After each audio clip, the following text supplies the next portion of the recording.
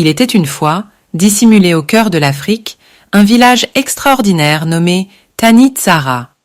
Ce village était tout à fait unique, avec des maisons d'architecture moderne et design.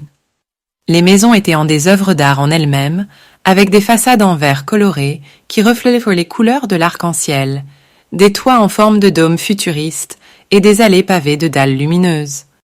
Chaque année, lorsque les étoiles scintillaient dans le ciel africain, Tanit Sara s'illuminait d'une manière magique et moderne. La fête de lumière africaine, connue sous le nom de Zuva ni Haravuwana, était un événement spectaculaire qui mêlait tradition et design contemporain. La fête de lumière africaine était une célébration remplie de couleurs vives et de joie contagieuse. Le jardin des Lumières prenait vie d'une manière extraordinaire. Les habitants de Tanit Sara transformaient leurs maisons modernes en œuvres d'art lumineuses. Ils utilisaient des projecteurs laser pour projeter des motifs lumineux animés sur les façades en verre de leurs maisons, créant ainsi un spectacle de lumière en mouvement. Les rues elles-mêmes semblaient en fait de néons scintillants, et les arbres étaient équipés de lumières LED qui changèrent de couleur au rythme des tambours. Les petites filles du village étaient les plus enthousiastes. Elles se réunissaient dans le jardin pendant des semaines à l'avance pour préparer la fête. Elles tressaient des guirlandes de fleurs lumineuses, fabriquaient des couronnes chatoyantes et créaient des lanternes en forme de coccinelles et de papillons. À minuit, une immense sphère lumineuse, suspendue au-dessus du village, s'illuminait d'une lumière éclatante. Elle était entourée d'un champ de force magique qui empêchait toute pluie de perturber la fête. Le point culminant de la soirée était un spectacle de drones. Des centaines de drones modernes s'envolaient dans le ciel, formant des images lumineuses complexes, comme des éléphants en mouvement et des paysages africains.